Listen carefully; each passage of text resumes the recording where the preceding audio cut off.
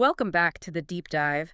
Today, we are doing something a little different. We are taking a very specific, very common life moment, the transition to year one, and we're treating it like an investigative journalism assignment. Which is, I think, the most helpful way to look at it, because usually this topic is handled with a lot of emotion and not quite enough data. Exactly.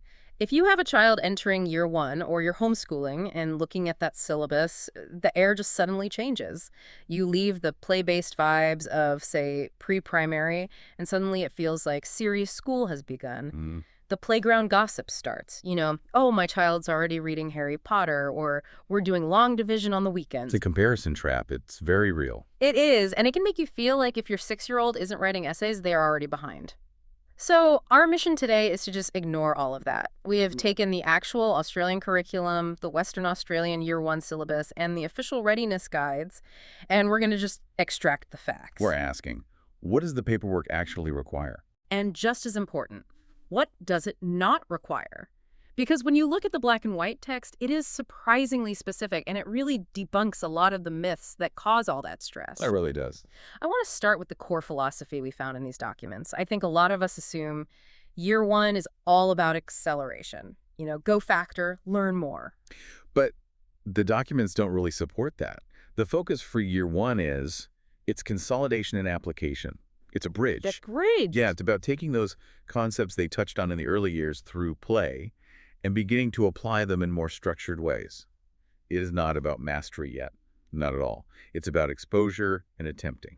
Okay, let's dive into the specifics then.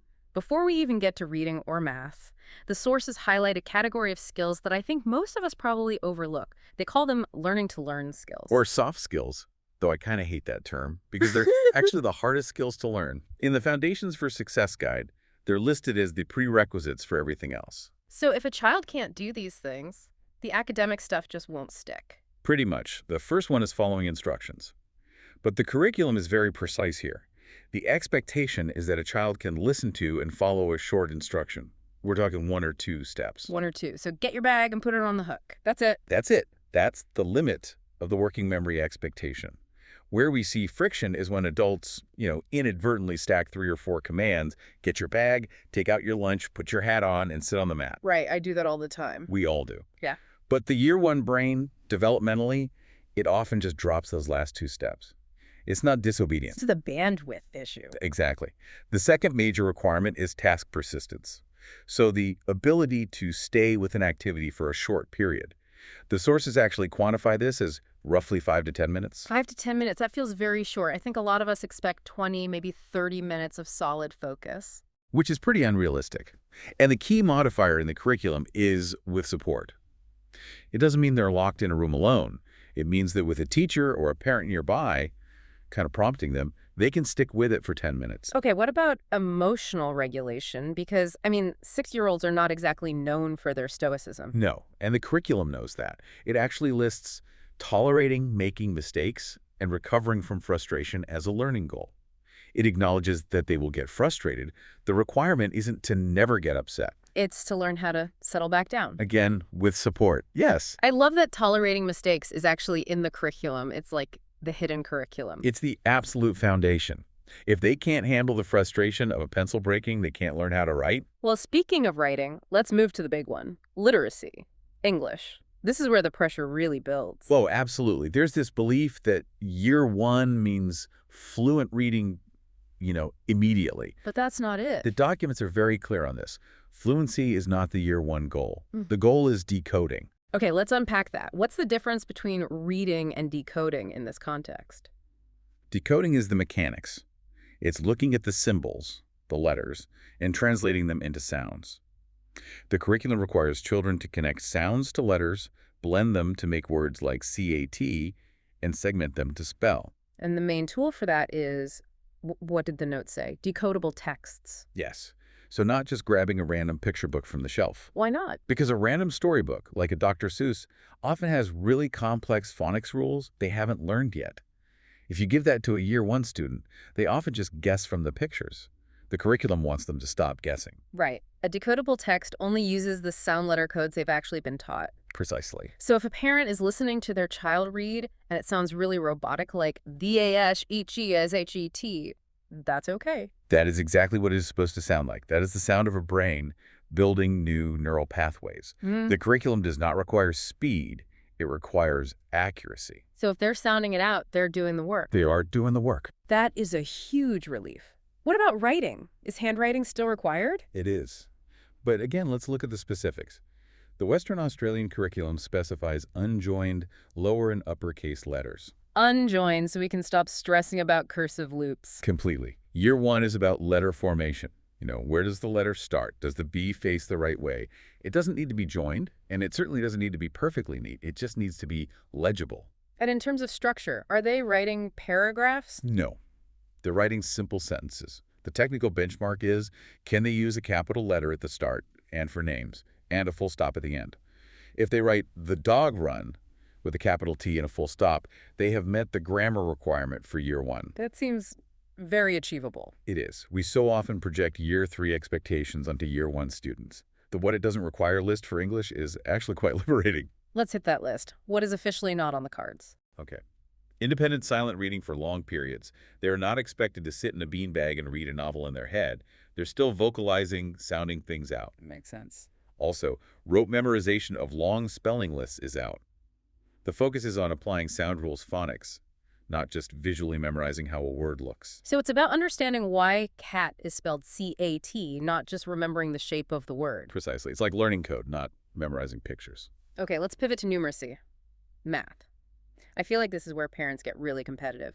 My child can count to 1,000.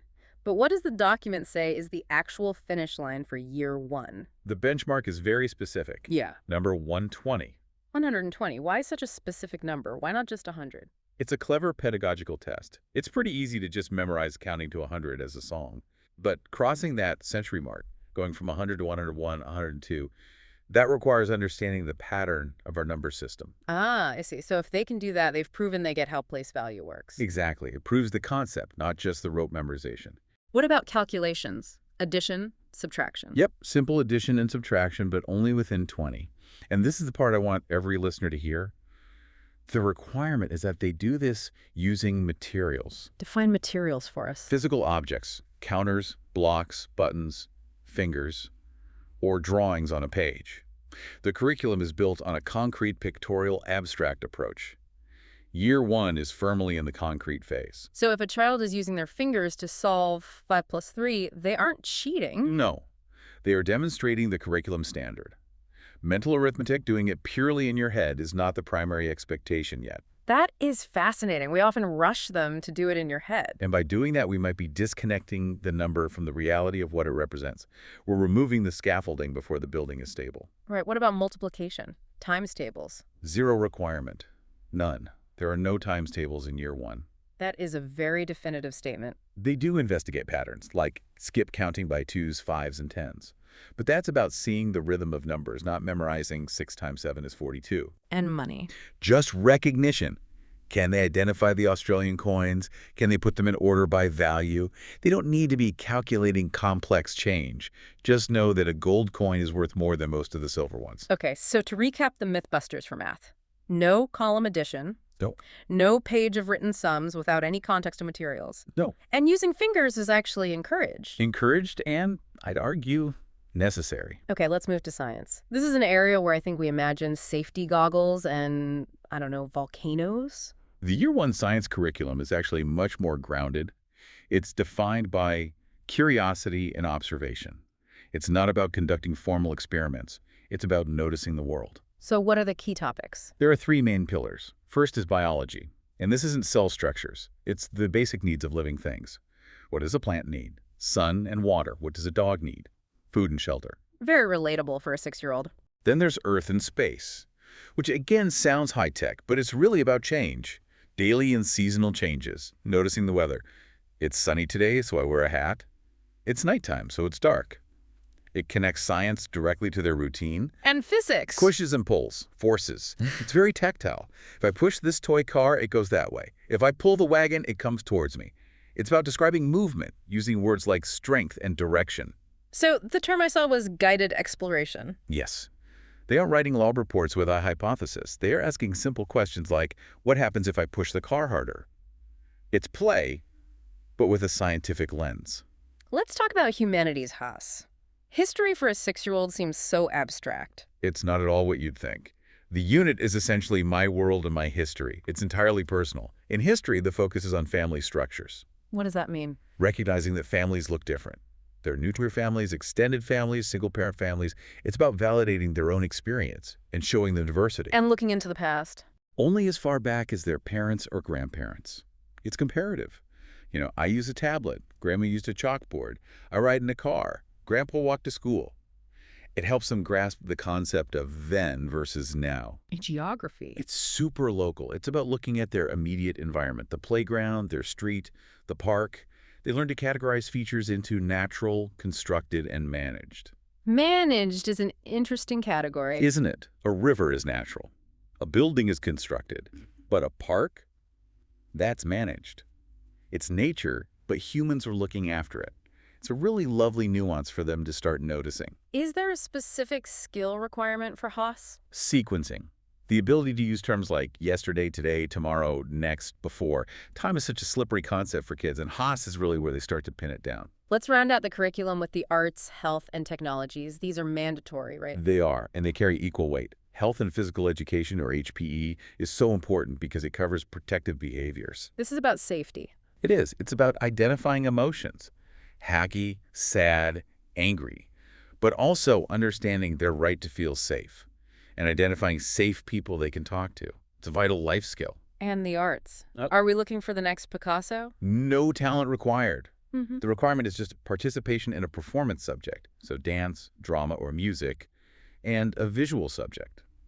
The focus is purely on experimentation. There is no expectation of a polished, finished product. It's all about the process. And technologies. I think parents hear that and immediately think they need to be teaching their kids to code. Technology in year one is really just logic. It's about sequencing steps to solve a problem. It might be, how do we build a bridge out of blocks that a toy car can cross? Or giving instructions to a classmate. Exactly. Step forward, turn left. That is the foundation of coding. It's computational thinking without even needing a screen. So we've toured the whole curriculum. I want to synthesize this for the listener who is maybe still holding on to some of that "am I doing enough" anxiety. Based strictly on the text, what can parents just stop doing? I can give you a stop doing list based on the evidence. Number 1, stop worrying about homework. The curriculum assumes learning happens at school. If they bring a reader home, it's for connection and confidence, not for a test. Okay, good one. Number 2, stop expecting independence. A year one child is not a mini adult. They require guidance and prompting to stay on task. That isn't a failure. It is the developmental standard. And the idea of mastery. That's number 3. Stop looking for mastery. You just won't find that word in the year one outcomes. You will find words like explore, attempt, develop, and participate. Develop really implies the cake isn't baked yet. Exactly. It's still in the oven. And finally, just drop the fluency expectation with reading. It's accuracy over speed.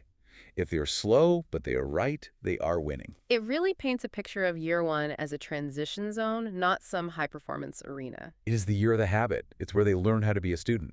If we push the academics too hard before they have those soft skills, the listening, the resilience, the regulation, we actually slow them down in the long run. That's such a powerful thought. It's about building the engine before you try to drive the car at 100 kilometers an hour. That's a perfect analogy. I want to leave our listeners with a thought we discussed earlier. You called it the hidden curriculum paradox. Yes. It's something to just mull over.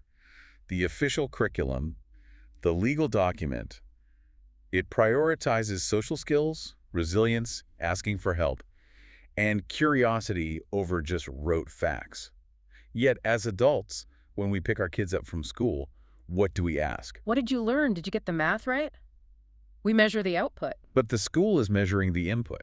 Exactly. Perhaps the most academic thing a year one student can do isn't writing a perfect sentence. Maybe it's simply realizing they are stuck, putting up their hand and saying, I need help. Because if they can do that, they can learn anything. That is the ultimate skill. Well, I feel much better. We've replaced the playground gossip with some actual documentation. Hopefully that gives you a clearer, maybe calmer picture of the year ahead. Knowledge is always the best anxiety reducer. It certainly is. Thanks for diving in with us. We'll see you next time.